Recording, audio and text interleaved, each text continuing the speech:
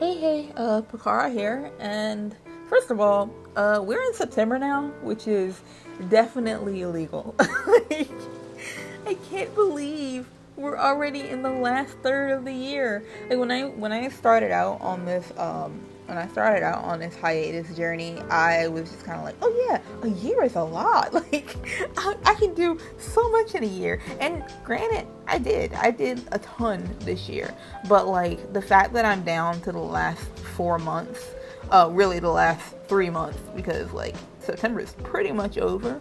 The fact that I'm down to the last 3 months is kind of scary. I think I mentioned it last time that my goal was to have my everything, like the story and stuff, or the general skeleton of the story, I guess, planned out by July. I want to say no, June. So June. So halfway through the year, and then I would spend the other half of the year working on pages. Well, I kind of already went over that. Golly.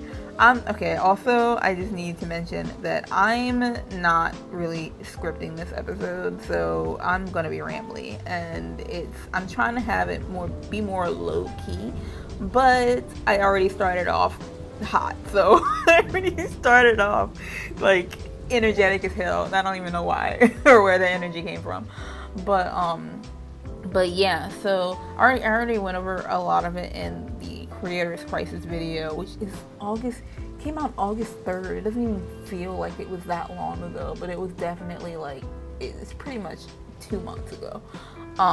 But for the last, well, yes, since that video, I've been working on scripting, and I had to kind of bite the bullet to allow myself to push my schedule back a little more. So I've been working on scripting mostly August, well actually no, mostly September too. God, I keep forgetting it's like September or it's like almost over.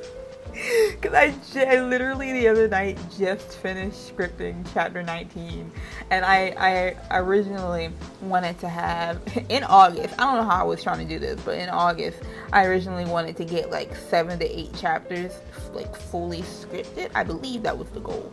I don't know who she was who was making that goal, but that did not happen. And it was mainly because of I wasn't really sure how to go about scripting. Because scripting for me has always been super duper hard. It's one of those things where I would like write down, I would do like a whole essay kind of style of what happens in the chapter, and then I would go like describing everything, describing like if I knew that somebody was going to say something, I would put that in there as I would just write it out as prose. Like I would write the whole chapter as prose first, and then I would go back and where the dialogue was, I would change that to script format and put in like if I'm describing a location, I would change that to a location, to like a location tag script wise. But like that's just such a dreadful it's just such a dreadful method of scripting for me. So I spent a good amount of time after I put that last video up dreading like actually going into scripting. And I think I want to say it. I'm gonna get this. I want to say I started scripting in August 15th, I want to say. It was like halfway through the month. I spent a good amount of time just being like, oh god, how am I going to do this? What am I going to do? And then I came across this like really, well, okay, so I was thinking about like, how can I make this easy on me? Because I don't need to describe. Whenever I write down leftovers scripts, I have essentially everything already in my head, like visually. But then I was like, okay, if I'm gonna just draw it anyway, why do I need to describe everything in detail in the script? So I basically, what I ended up doing was going to like the way that everyone else scripts, essentially, where it's very much based on like dialogue and stuff. Well, I don't want to say the way everybody else scripts, because it did take me a bit to like come up with, quote unquote, come up with this method that works for me specifically. Let me see. I'm actually on my computer right now, so let me find. I might put up the rundown, or the kind of way I started scripting, the breakdowns versus the way that I was scripting beforehand. So it's gonna be probably a little spoiler. I don't think I can put it into words right now. So it's probably gonna be a little spoiler if you want to like look at the screen. It's gonna be, more than likely it's gonna be on there.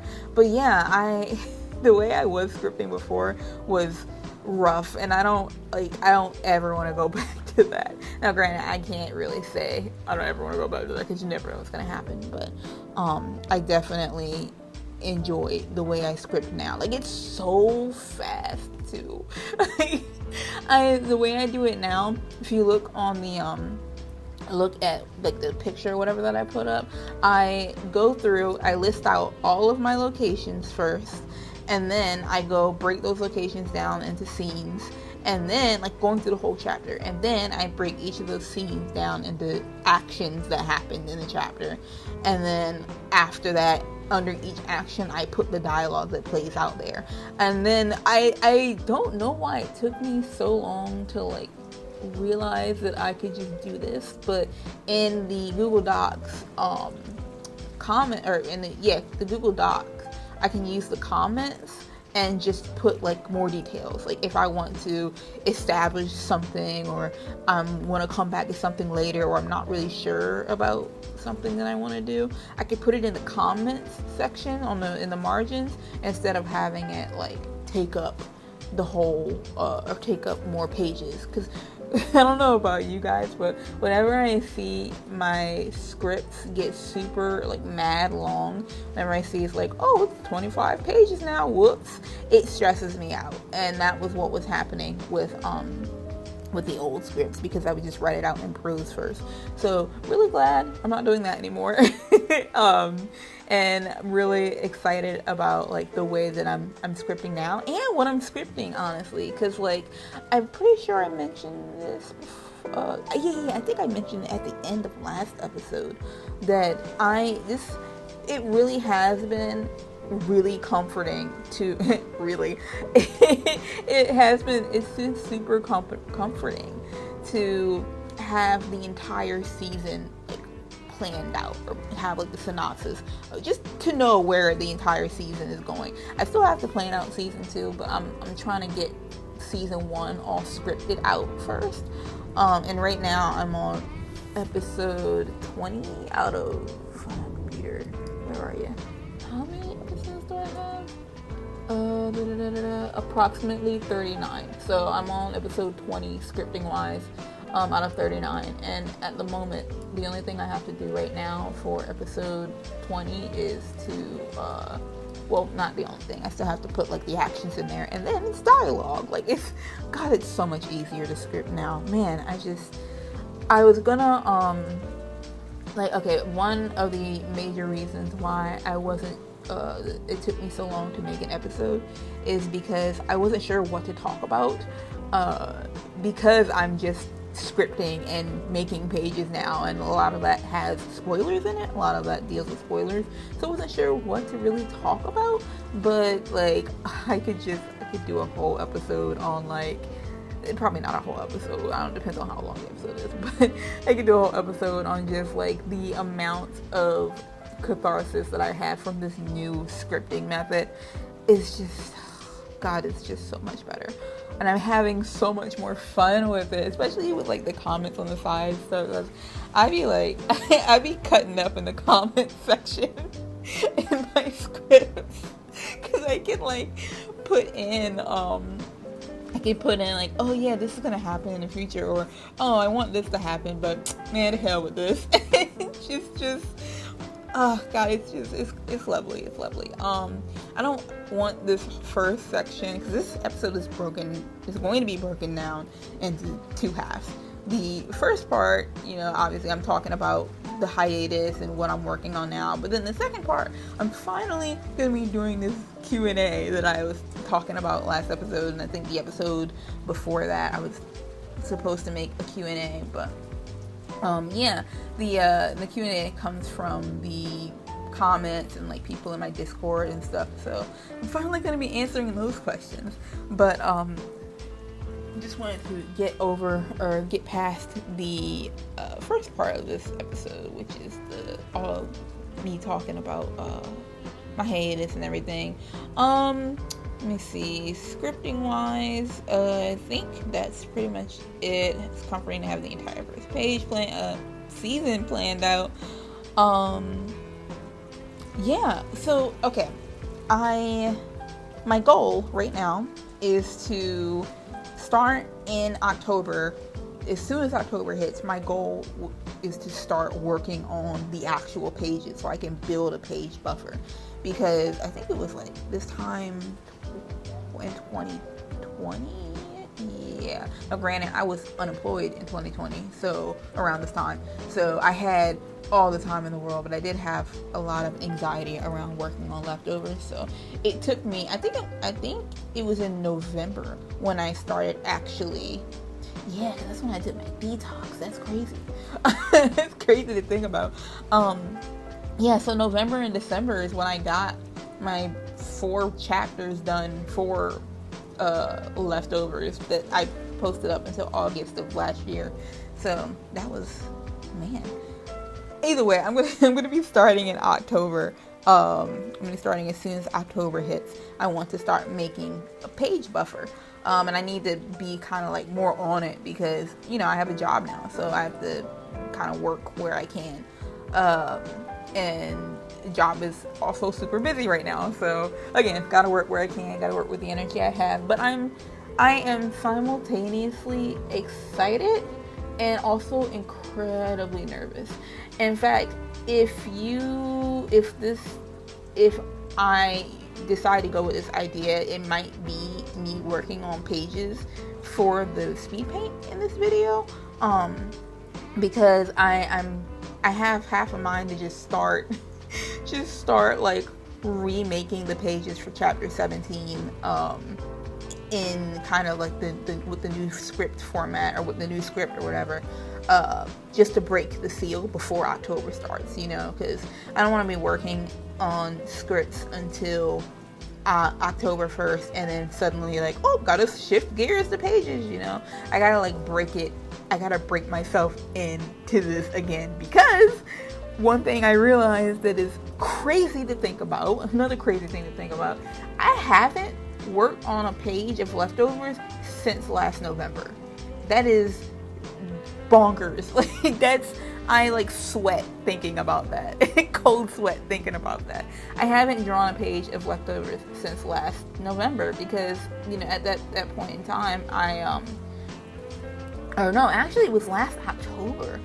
Because I had the scripts for chapters 17 through 19. I want to say, yeah, man, those chapters were. I'm so glad I rewrote those. But I had the scripts for chapters 17 through 19, and in the bag, quote unquote, in the bag. So I was actually thumbnailing for chapter 17. Last time I was thumbnailing for chapter 17 was when I took my vacation, and I learned how to do it on the go with my iPad. But I took my vacation in October, and that was the last time I worked on chapter 17, and that was just it until now. Until literally now, if you see it, actually now if you see it in the video, but then also now as in from October onward I'll be working on these chapters. So you want to know what's crazy? So the way that I've written the story and the way that I'm pacing the story now versus back when I didn't know what was going on, or back when I didn't know exactly where we were going from chapter to chapter, and definitely back when I didn't know the whole story, I didn't know the whole season, so I didn't know where I could place things, or where I could I didn't have space set aside for these certain things. Chapters, so we're in Slateport right now. Chapter 16, we're in Slateport right now. Chapters, the old chapters 17 through 19, I'm getting deja vu. I feel like I talked about this in the last episode, but we're gonna say it again. Chapters 17 through 19 were in Slateport, and now the new chapters 17 through 20 is like through leaving Mauville. Like we're all like, chapter 20 is the last chapter in Mauville that I know. I'm pretty sure, because I planned it out. I planned the whole season out, and I don't feel like putting another. I mean, unless you want to count the beginning of chapter 21, but yeah, that's crazy. I was gonna spend so much time on so many like side character moments and stuff in the old chapters, and it was the pacing was just, that would have been chapter 13 through 19. That would have been 6 chapters in Slateport. I mean, it was 6 chapters in Dewford too. God, my pacing was trash. Jesus, that was another thing too that made me start up this hiatus, because it's like I can't do 6 chapters in one location. I can't keep doing that. But I'm starting to my pacing is getting better now from planning out the first season. And I'm actually more excited because, obviously spending 6 chapters in a place, you can just get more character moments, and you would think you could seemingly get more character moments in and get more, this, that, and the other. But like, there's nothing like having a well-paced collection of character moments that is like, it moves fast, like there's nothing like having and I've started thinking about leftovers in 30-minute episodes. I think I also mentioned this last episode, but I started thinking about it like 30-minute episodes, and there's nothing like having a 30-minute no, like having a 30-minute episode that like gets shit done versus a 30-minute episode of like a weekly shonen or something where it's like one scene, you know what I mean? And that was kind of, I felt like what was happening with my other chapters, my old chapters. Even though they had more than one scene in there, it was still kind of like, okay, do we really need to spend this much time in this area? What's happening? I don't know. I'm not gonna dog on my old shit too much. I will actually, hold on. I will dog on chapters 17 through 19 because y'all ain't seen those yet. They were drawn out. But the chapter 16 onward, I'm not gonna dog on those because I do love how they turned out, and I will miss the depth that I could go into as far as character moments, both script-wise and visually, because a big problem with my chapter 17 thumbnails was taking me so long is the fact that I was like really letting shit breathe, like way too much. It's the equivalent of like having your frames, like if you think about your comic like an animation, it was the equivalent of having 30 frames per second versus, no, that's not really a good metaphor. But if you have, okay, you know what? How Disney animates people talking versus how anime animates people talking. How Disney animates people talking is how I was working on,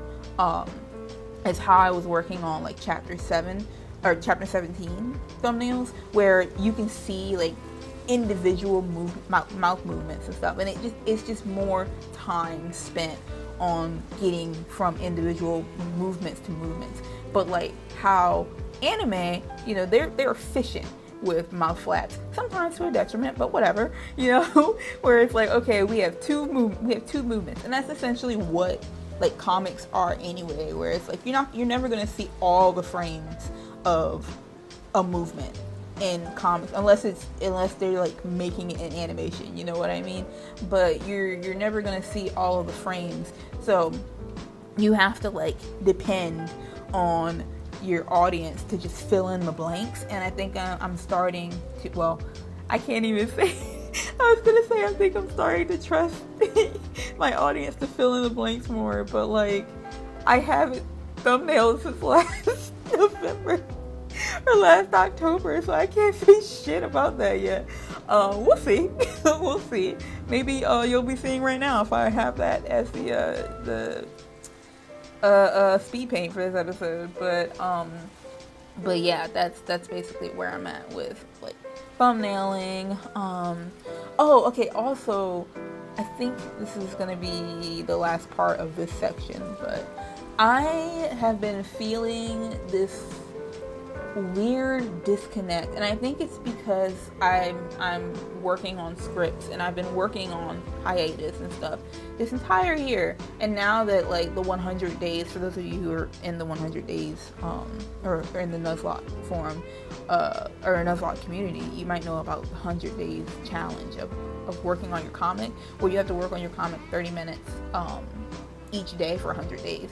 And now that I'm like doing that and doing this hiatus and stuff, and I'm putting in like, oh yeah, I worked on my script today, I'm feeling this weird disconnect because everyone else is like drawing their shit, and I want to draw.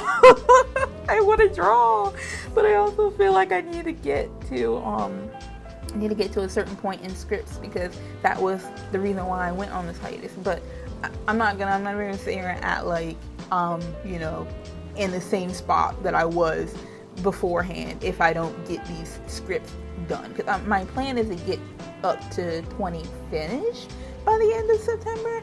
I don't know if that's gonna happen, but we're gonna try. That gives me 4 chapters to work with, but I'm not gonna act like my only 4 chapters to work with now is the same as my only 4 chapters to work with back when I was working in 2020, because I know way more beyond those chapters now versus when I was working in 2020. So I'm definitely in a better off spot. I just want to start working. I just want to start drawing. Like I want to start drawing, but I also want to be comfortable with, and I saying a lot of alsos right now, but one of the biggest, I guess, worries or insecurities that I have going forward is like, whenever I work on scripts, I have to work on scripts, and then whenever I work on pages, I have to just work on pages.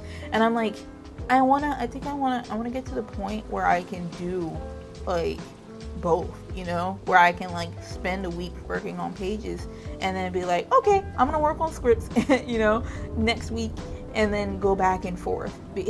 I think it's something to do with like, I mean, I'm not gonna diagnose myself, but I was diagnosed with anxiety, like an anxiety disorder. But like, I think it has something to do with OCD too. I don't know. I've been looking into OCD a little bit lately. I think it has something to do with OCD too, to be honest.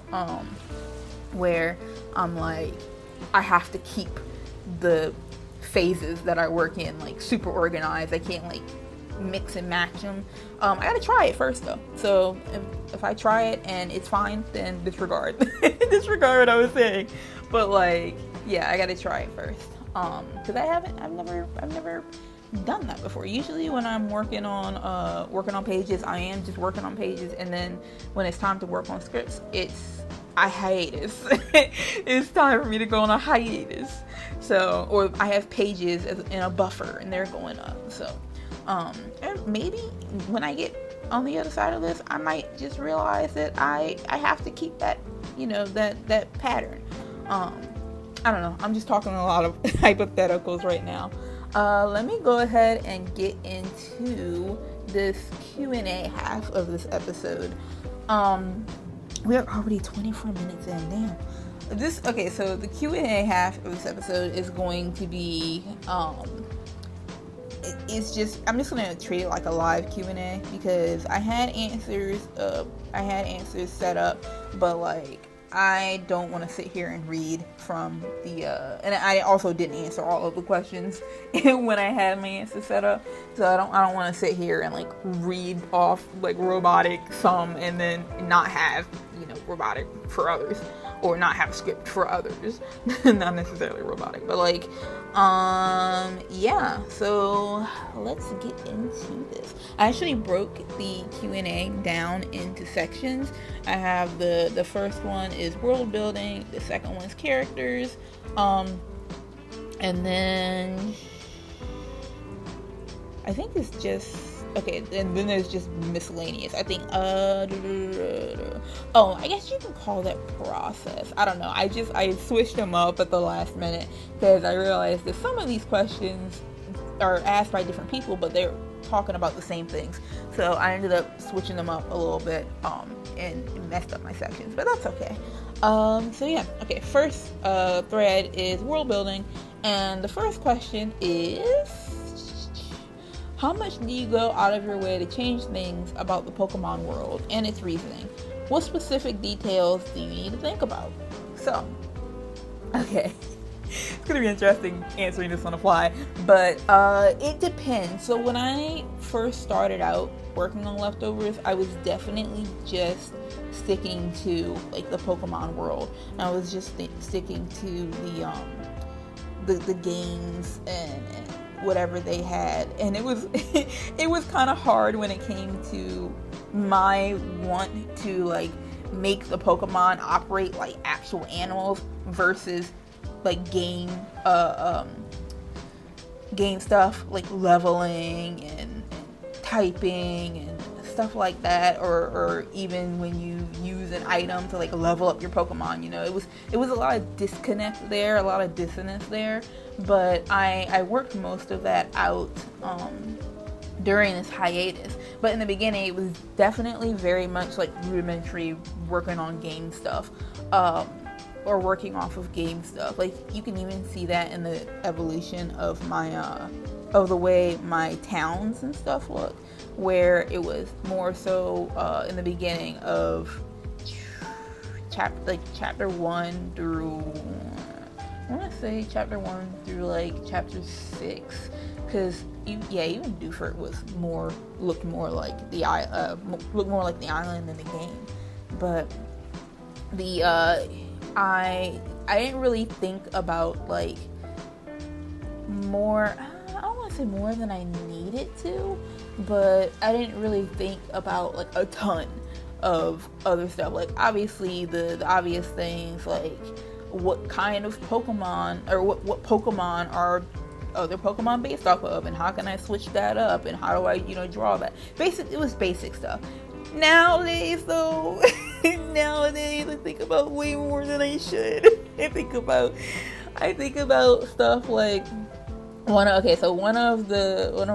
my, I guess, favorite, I don't want to say favorite pastimes, but one of my pastimes is just watching TikTok compilations, TikTok stitches compilations about like just different things. And I like to think about like if my characters, like if social media was up and up where, to the point that we have today, because remember they're like in 2006. I say remember like I done told y'all about this before, but Leftovers takes place in the like equivalent of 2006, so like 2006 technology and shit. They're still on flip phones and CD players and shit, but like they don't have social media the way that we have social media. But I think about like if my characters had like a TikTok, what would their, what kind of stuff would they talk about? Not even just my characters, but like other people in the world. What kind of social issues would they talk about? What kind of things would they bring up? And that helps me flesh out the world, but not just like the world itself, like at large, but also just how people feel about the world and like the social consciousness, I suppose. Because you can say one thing and then like people feel a different way. So like you could say the Hoenn is hardworking and it's a worker culture, right? But then you get on TikTok, Hoenn TikTok, and people are like, man, fuck work, fuck work culture. I don't get no days off, and the healthcare system sucks. You know what I mean? Looking at you, America. But yeah, I like to think about little things like that that just kind of give the world some flavor. You gotta really change things about the Pokemon world. It's reasoning. I think I pretty much answered that. I feel like there's more I could say as far as like the reasoning section. Mostly, okay, so when it comes to the reasoning section, it's mostly stuff like how do Pokemon work just in general, and what certain things are used for what, right? Like the TMs, the thing that I came up with for like TMs and HMs is something that I really enjoy, and I'm trying to figure out if I should put it in here now or no, I'll just let you guys figure it out. It's literally coming up, but yeah, I when it comes to stuff like that, just anything, I like to go out of my way to change anything that doesn't necessarily, because the Pokemon world is essentially like a utopia, and that's just not, that's it. It's possible, but as far as like my Pokemon world goes, that's just not it. So there's certain things that I need to change about like different stuff. One thing that almost got the axe was the whole like tenure. Like I feel like that's a normal thing that usually gets the axe in Nuzlocke in general. Leftovers isn't a Nuzlocke, but just in general, is the whole idea of 10-year-olds going out to. Somebody's calling me. Okay, we're good. The whole idea of 10-year-olds going out to just like take their Pokemon journey. Alright. Yeah, Pokemon, I think I left out. I had to pause it real quick and turn off my do not disturb. But yeah, Pokemon, or the Pokemon journey, and like how kids are 10 years old going out, it seems like wild to think about. And I know a lot of Nuzlocke kind of give that idea of the axe. So that was something that almost got the axe and Leftovers too, but I was able to kind of work it in with the culture of, well, not just Hoenn, but like the entire world, essentially, just the Pokemon world in general. Okay. I'm sorry if that was kind of rambling. I underestimated how hard just coming up with answers on the fly for this would be. But we're going to move on to the next question now, which is in the thread of characters, or in the category of characters. And this is a question it's a combined question between like 3 people. So here we go. What do you start with when designing characters, i.e. design, personality, archetype / role in the comic? And then the second part is, I'd like to know why you made certain decisions, like with facial features. Your style is very unique, and you can accentuate features that normally seem to be avoided by artists. You give your characters actual variation instead of just the hair and eyes being the only distinguishable feature between characters. And for the second part, if you know, you know. That was your comment, thank you. But yeah, so when it comes to designing characters, it definitely varies from character to character and from like time period to time period, because in the beginning of Leftovers, I was just designing based off of like certain archetypes, really. Like for instance, Asadi is the player character, or Asadi is the main character, and usually your main characters in your Nuzlocke, again, Leftovers isn't a Nuzlocke, but it's just easier for me to refer to it like this, or just in Pokemon comics, usually that's the back then anyway, your main characters were kind of based off of you, if not personality wise, then physically. So Asadi is like, for those of you who don't know, Asadi is literally an anagram of my name, Deja. And so I was like, okay, yeah, let's do that. And then Sammy is based off of the Mudkip that I had in my very first Pokemon game, which was Ruby. His name was Sammy in all caps. So that was, easy. Just, there's Sammy. And then, so when it comes to archetypes, Kiba was, it's just so funny to think about like Kiba, and to a degree like Kohen too. Kiba was more of the sassy girl archetype, and then Kohen is the kind of stoic. I can't even call him a badass. He's my boy. He did start out as a stoic badass character. I actually I've told this story several times, but I guess I will tell it again. I enjoy this story. But there, so for those of you who've played the English version of the Pokemon Oris demo, there was the part where you went into the cave and you saw Admin Matt, or Aqua Admin Matt, and Magma Admin. Ooh, that one almost got me. Magma Admin Tabitha. And they're in there flirting, really. Like, no, dead ass. They were in there flirting. And Matt called Tabitha a little Makuhita man. And it's just, I couldn't believe it. The brain rot for Oris was so bad with me. But he called him a little Makuhita man. And the shot that panned to him right after that was just him, like, eyes fully open, aghast. The boy was taken aback.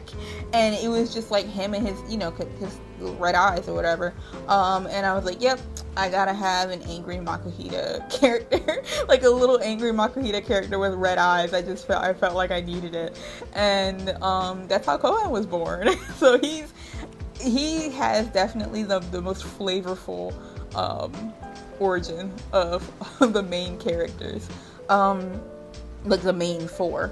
When it came to like the troop, for instance, I just designed them as like other trainers, because like there's a surprising lack of other trainers out on the road. Actually, that might have gone better with the last question. Like we didn't have a lot of trainers out when Asai started her journey, and I didn't really I kind of didn't consider them out, like out and about, because of I don't know, it's just something I didn't really take into account. Like you always have your trainers that are just out on the road, but I guess I couldn't figure out a reason for why they would be out there outside of just like, it's Pokemon world.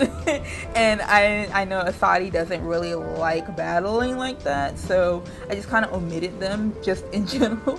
Like route trainers is what I'm talking about. But I was like, when it came time to go to Dewford, back to the character question, when it came time to go to Dewford, I was like, okay, we need to have more trainers out here doing this damn challenge.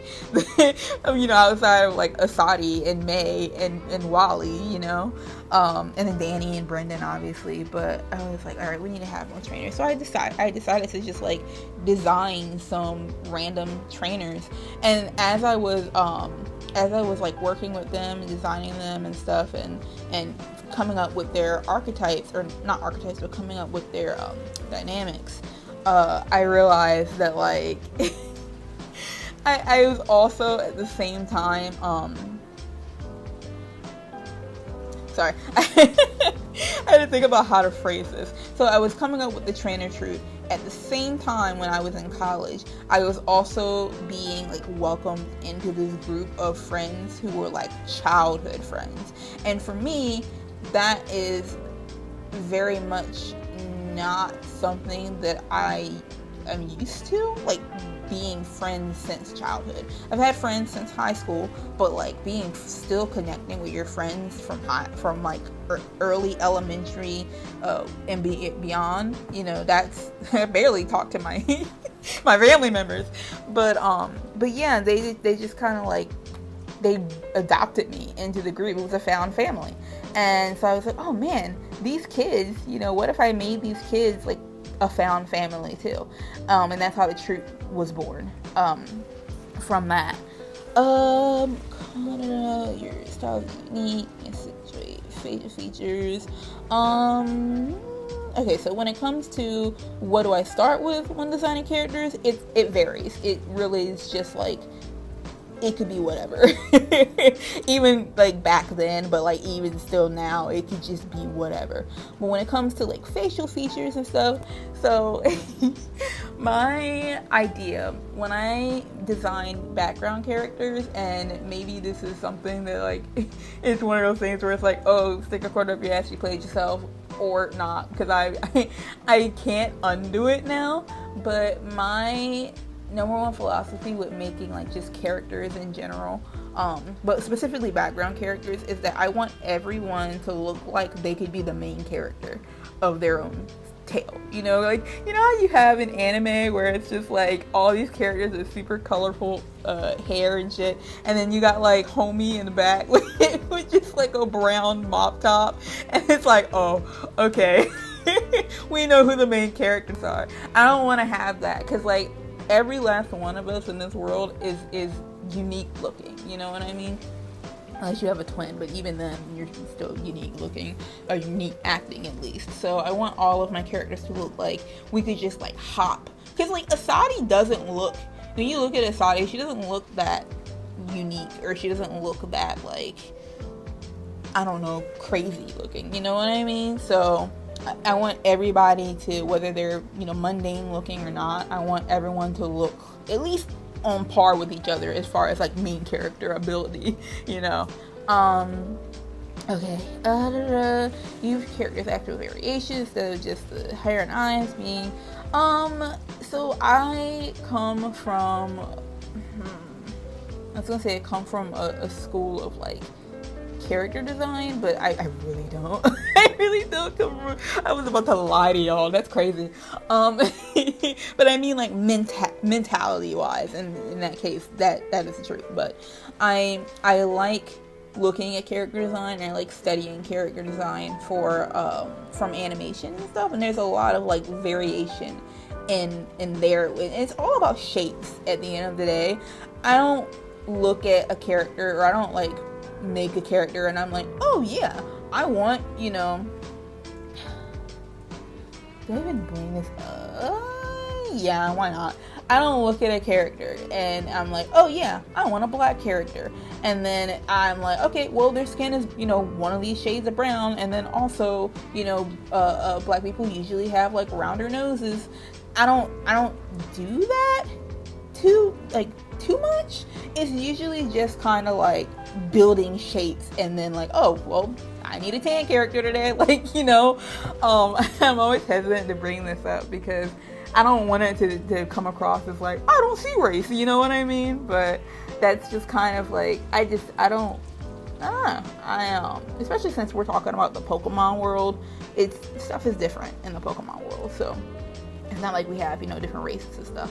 Or we have like the races that we have today, so where it's like I don't have to adhere to, like, I could have a character with dark skin and an Anglo-Saxon pointy ass nose, you know what I mean? Like, why would I adhere to our real shit in the Pokemon world? Just it's, at the end of the day, play with shapes, play with like body shapes, face shapes, and study, you know, a lot of like character designers and stuff too. And then just play around, like, just don't be afraid to just throw some shit around. I don't know. that's my answer to that. Okay, so question 2 for the character section. How do you handle character dynamics? I.e. how you establish them, what you realize worked and what didn't work, the approach you enjoy. Oh god, I haven't even gotten into this question and I'm already, god, okay. That's a lot of different tropes that I really enjoy, and if you guys watch my Picard Peruse's streams, you probably have picked up on the different tropes and like different character archetypes that I enjoy. But when it comes to character dynamics, I just try to treat them like real people. I used to go based off of archetypes. Like, for instance, the biggest one I can think of, the biggest example I can think of is like Team Asadi and Kohen and Kiba in general. So Kiba is the sassy character, or was the sassy character. Kohen, when he came in, he was technically like the stoic badass, but he also ended up being a sassy character. So I was like, oh yeah, obviously the two of them are gonna butt heads, and the two of them are gonna butt heads, and like, because they're the sassy characters in the team, right? Or in the in the Pokemon team. Like, you gotta have at least one or two of those. And then they're gonna butt heads with Asadi, and then, you know, people are gonna learn shit at the end of the day. And it, like, it ended up being really stale, because not only are these characters not the same type of sassy, like Kiba and Asadi, or not Kiba and Asadi, Kiba and Kohen, not only are they not the same type of sassy, but they also have different reasons for being sassy, and those different reasons are not, they're kind of sassy. I think Kohen's more sassy than Kiba is now. Kiba's just tired. Kiba's just tired. I guess, like, they have different reasons for the way that they act, and I became more interested in exploring those reasons, and exploring the, like, it's like it's gonna sound silly, but I'd be in the lab cooking them up, right? Like, just testing out which interactions would make the craziest results, or what interactions would make, like, the coolest results. Like, oh god, another cool one that I'm really, really excited about is or actually, yeah, I could say I'm still excited about that, even though it happened in chapter 12. Was the Phoebe and Hazen thing. Hazen being the blue-haired guy. I promise you, we'll learn his name eventually. But Hazen being the blue-haired guy, ghost guy that stole Celeste's purse that one time. But I just kind of like threw Phoebe into that situation where she had to go and find, or she was sitting on a task by Steven to go and find Hazen, and just kind of let the characters write themselves at a certain point. I know that's, like, super not helpful, because when you say, like, let the characters write themselves, it's like, okay, well, how am I supposed to do that, you know? But, like, I think at some point in time, even if you don't know your characters, because, like, the biggest issue with telling people to let the characters write themselves is that you automatically think, like, oh, well, I need to know the characters in order to let them write themselves. But sometimes when you let them write themselves, they will reveal themselves to you. I feel like that sounds really I don't know.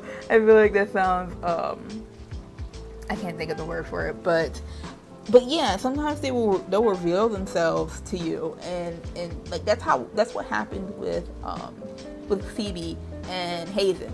Because, like, Phoebe, I was like, oh yeah, like, cool, she's got the whole, you know, dead girl morbid curiosity shit.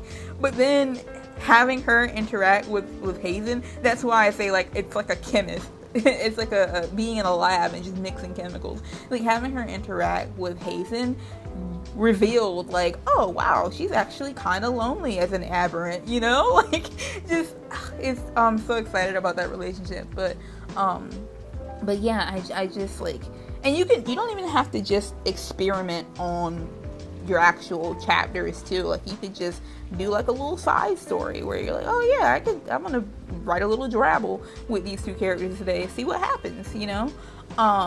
When it comes to how I handle character dynamics outside of just kind of letting them, like, when I want them, or when they form, outside of just kind of letting them form and seeing what happens, when it comes to handling them, God, I feel like there's more I could say, like, so much more I could say on that for the character, like, dynamics themselves. I will say one thing, right? Certain character dynamics just come with baggage. Like, whenever I have like Kiba and Kohen in a scene, for instance, I already know there's gonna be, like, 15 lines of snark before we actually get to what we need to talk about. So it's almost like I almost try to like not write them in scenes unless the scene is focused on them, because I know that they're dynamic. And you have to let the characters breathe, and you have to let them, I feel like, anyway, I'm not going to say you have to, like, that's a law, but I feel like you have to let the characters kind of breathe. If they don't want to talk about shit cordially, then either you don't write them in that scene, or you have like play with that and have them, break out into a non-cordial discussion. You know what I mean? When it comes to character dynamics, I generally just, I guess the main advice would be to just let your characters breathe and let your characters think about them like real people. Try to put yourself in your character's shoes. I don't know how this turned into an advice segment. It literally was just asking me how I handle character dynamics. Let me step back. Let me take a step back. Let me see how you establish them. Okay, got that. What you realized worked and what didn't work. Oh God, when I realized, okay, I think what I realized worked the most is, well, like I said, letting the characters breathe. But what didn't work was trying to write them to fit the narrative that I wanted. Oh God, and there's no better example than that, for that, than the end of chapter 9. You know about the end of chapter 9, you know about it. But like, if not, then I don't know. Skip ahead a little bit, like a few minutes. I don't know, but like, basically, I'll try to describe it generally. Basically, the characters, I wanted the characters to end the night, in like little partner groups, like actually getting to know each other, and then we can move on to the next chapter. But the characters did not want to do that. They did not want to do that. And I tried to write chapter 9, the end of chapter 9, so many different times, and it just did not work. And that's another, I guess, piece of advice, if we're still doing advice here, is to, like, if it doesn't feel like it works for your characters, if it feels off, if it feels strange, then you take a step back and just be like, okay, what's happening? Because 9 times out of 10, well, I keep saying all these like super duper ass terms, like 9 times out of 10, here's some advice. It probably your characters aren't gelling with what you're trying to get them to do. Yeah, like I said, the end of chapter 9, I rewrote it so many times and it just did not feel right. And then when I wrote it as it is now, like the actual chapter 9, it fit perfectly. And the sad part, I guess, or the hard part, is that now I'm still dealing with fallout from that, and I will be dealing with fallout from that probably seasons into the series. But that's that's just where we're at. But I just kind of let the characters act like real people would act.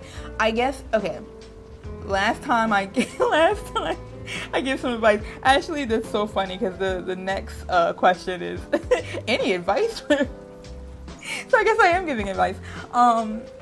Look at people. I've been a people watcher my entire life. It sounds creepy, but that's just the dynamic that I've been in situations. Just watch people. See what they say to each other. See how they interact when they have tension.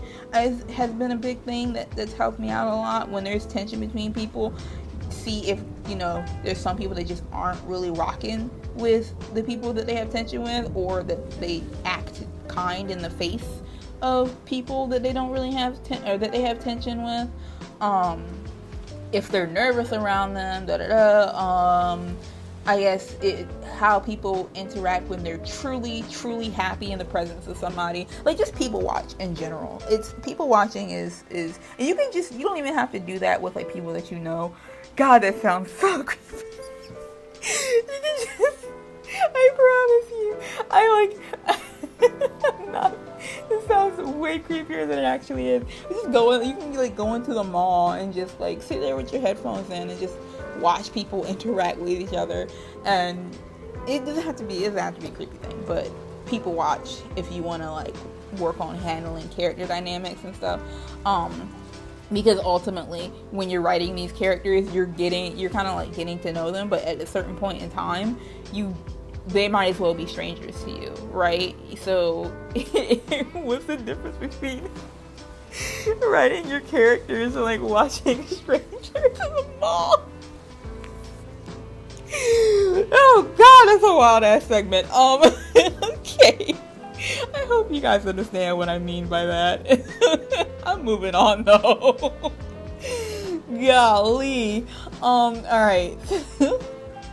Next question is and these are all just process questions at this point. So I answered world building, I answered characters, and this is just like process, like working on leftovers and other things. So alright, question. Any advice for getting your ass to edit / look back on / review your work? You just gotta do it. You just gotta do it. I know that's probably not like I think that's the answer that like most people give. Like if you ever ask that question, it's like you just gotta do it. And I could tell you, other things like take the time to. I'll give a Deja answer for this. So when it comes to looking back on your own work, just remember, 1, it's not going to hurt you. 2, you're doing this to make it better, or you're doing this to reaffirm to yourself or reconfirm to yourself that it's not as bad as you thought it was, and I think that's just kind of it. Just take good mental care of yourself, especially if you're the type of person who hates their old work. Take good mental care of yourself if you're in a situation where you have to go back and edit your old work. Just the first step is mitigating that fear of like looking at it. You can even like take a moment to be like, okay, why am I so afraid of looking back on my own work? Is it because I was in a really cringe position in life back then when I was working on it? Is it because I don't agree with the type of things that I was saying in this piece of artwork when I look back on it? It could be a multitude of different things, but like take some time to workshop that and then go back and look at your work. But that mostly goes for like stuff that's way in the past. Like I see a lot of people in my chat, when I'm reading their comments in Picard Bruises, and they're like, oh God, like just cringing at their old work. And usually it's not, I'm not gonna say usually it's because of those reasons, but sometimes it does end up being because of those reasons. Because some works are so old that they were younger, so a lot of the shit that they did, they felt like they cringe, stuff like that. So just look at or take some introspection, get some introspection in when it comes to figuring out why you don't want to look at your old work. For me, it's not that big of an issue, really. I actually really enjoy looking back at my old artwork because that old artwork is who I was. Like I've literally been an artist since I was 5 years old. Before that, actually, but like 5 years old is I feel like when I started like actually cooking up artwork, you know what I mean? But like I've been an artist my entire life, and I enjoy looking back at my old artwork because that's a mark of progress, you know what I mean? Okay, babies are starting to cry in the hallway. I hope. Oh no. Well, 1, I hope they're okay, but 2, I hope you don't hear that. All right, next question. We're almost there. Man, I didn't expect this to be this long, but we're here now. Okay, next question is another combo, actually. So, what are your part 1? What are your thoughts on discipline? How have you managed to produce so much of this several years long project and stay so dedicated? And then the second part of the question is, how do you finish projects and what was your first finished project? Okay, so when it comes to leftovers, And again, this is another story, almost like exactly like the Cohen story, probably, that a lot of you have heard before. But when it comes to leftovers, I started it, or I finished I did the whole first chapter in a weekend on my birthday in 2015, because I was like, all right, because I've had years of, like I said, I've been drawing since I was 5. I've had years of just wanting to start different projects with my different OCs. I have 1,000,001 OCs. But this is the one thing where I was like, all right, you know what? I think I'm going to start it, and I have to finish it.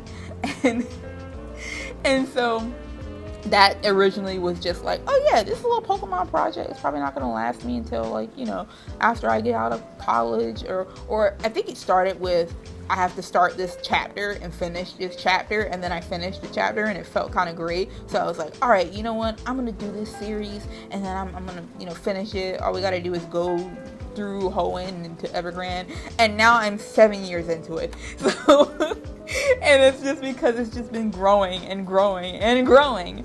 So when it comes to staying dedicated, the first thing is that I told myself that I was going to finish this project, and I'm kind of like locked in at this point. When it comes to discipline, or my thoughts on discipline, it's hard, because discipline can mean so many things for so many different people. For me, I guess discipline is just about sticking to your root, or sticking to your guns on certain things, not necessarily about any one way to do a thing, like, oh, I'm gonna make 5 pages this week, and I have to stick to that, like that. For me, that's not the end all be all of discipline. Or like, I'm gonna make sketches to study, and I'm gonna keep doing sketches. It's just basically, it changes on a day-to-day basis. At one point in time, my idea was to post every Tuesday, so I would make pages so I could do that. Another point in time, my idea was to post a chapter a month. Didn't make it. Didn't make it, but I stuck to my guns and tried my best. I think discipline is just it is how you choose to pursue your goals for that moment. And sometimes it's okay to not be disciplined. I don't know, discipline is just such a strange word. It seems so academic to me, so I don't really know how to like work around that without it sounding, or how to like figure out an answer to that question without looking at discipline as like a negative thing, or like a work positive thing, if that makes sense. But yeah, I think you can have discipline if you want. Just make sure you also give yourself some leeway, right? Like if you're trying to do you have a goal, you want to be disciplined towards that goal. But like I was doing with the hiatus thing, and it was really hard to like do this, but it's important. You have to be flexible with yourself, and be flexible with like your plans and like life in general. And it's just hard. It would be hard for me to say this if I was doing this Q&A like in last year, not even just 2020, but last year. It'd be hard for me to say, because I've been working, as somebody with anxiety, I've been working really hard to be flexible and not hate myself if I don't hit a deadline. So I think if you set your goals, setting your goals is and setting realistic goals too is how you is what can help you with being dedicated. Because if you're setting realistic goals that you can hit, and then you hit them and it feels great, right? So then that boosts up your +1 in discipline, +1 in dedication. You know what I mean? Like, just they kind of go hand in hand. But yeah, mostly set realistic goals and then try to hit them as best you can. If you feel like you're slipping off, then set tighter goals. When it comes to finishing projects, so this is a question where I saw it in the comments and I was like, oh man, how am I going to answer this? Because technically speaking, when it comes to projects that I've finished, I would say I haven't yet. It depends on I'm assuming when you say finished projects, you mean like finished like something like a comic series, or finished something like, just actually, you know what? No, because even then I didn't really finish it. I was gonna say my first finished project really would be my Pokemon Sword and Shield playthrough. Well, Sword. It was just one. It was just one of them. My Pokemon Sword playthrough. Yeah, you know what? I would say that. This is my first finished project would be my Pokemon Sword playthrough, because the only episodes I didn't put up were DLC, and we don't care about those. But like, yeah, it was how do I finish projects? So that one was I just really liked the game. Two, I really liked editing. I didn't realize how much I liked video editing until I did that playthrough. That was my first time doing like actual video edits.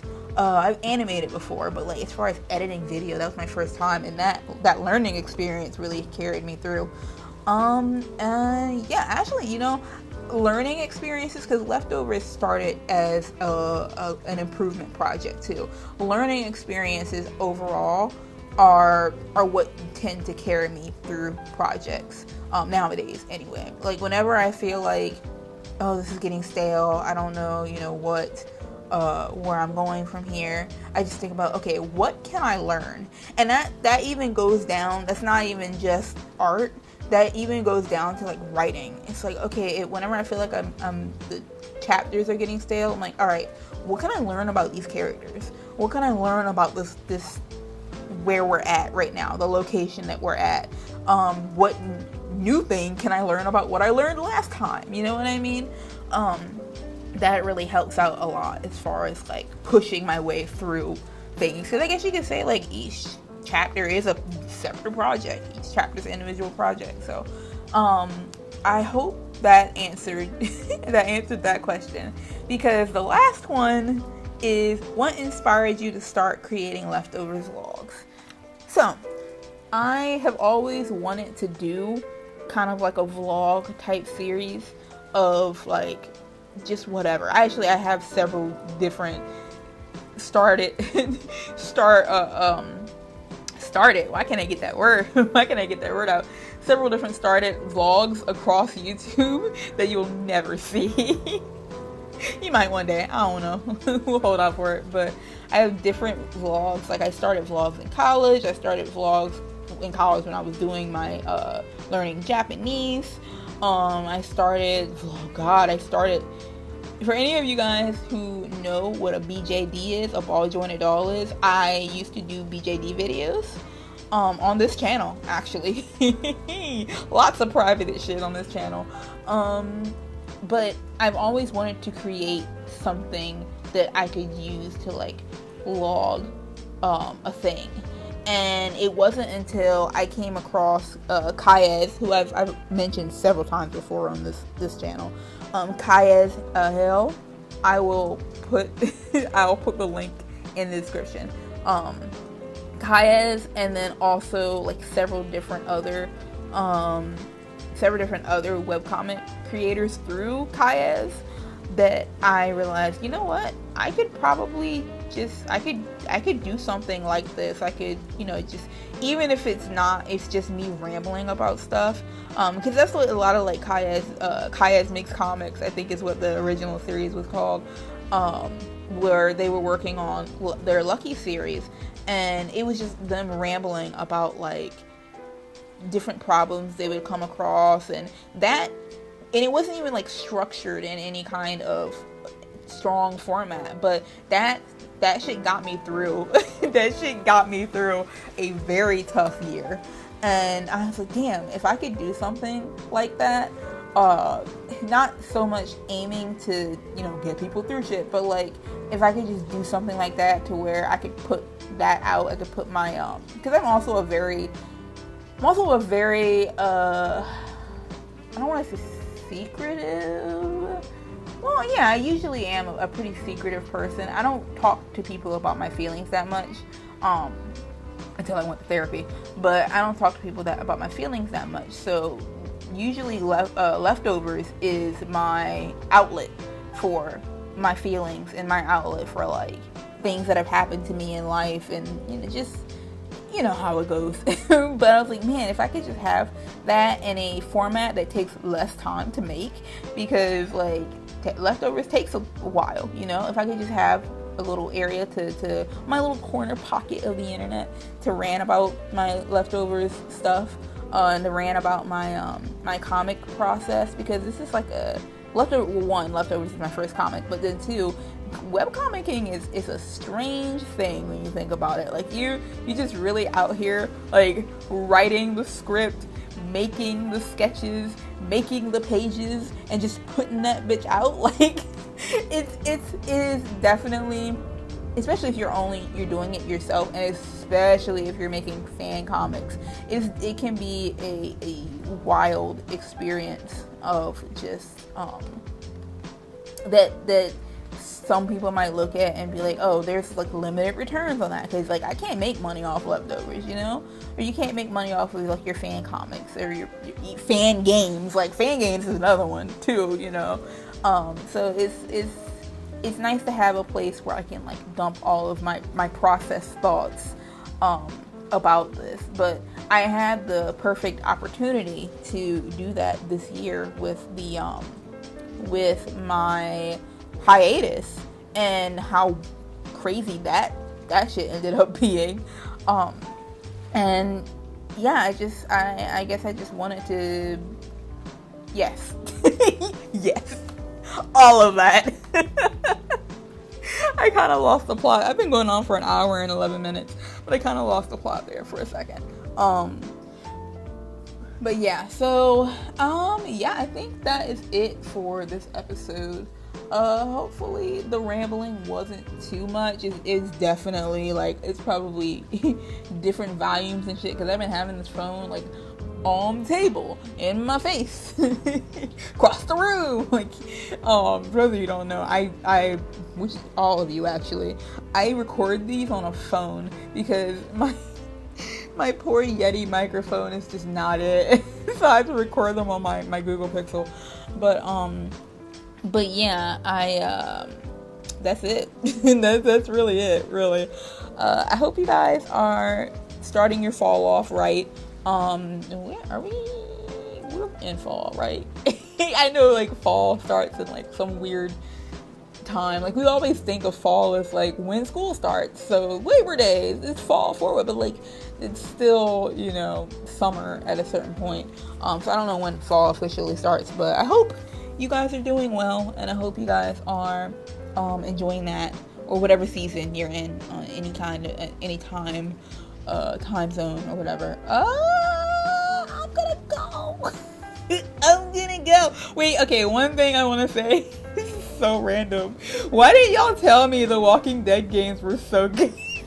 This is so random, but I just wanted to throw that in there, because I've been watching them. They've been keeping me alive the past like a month or so.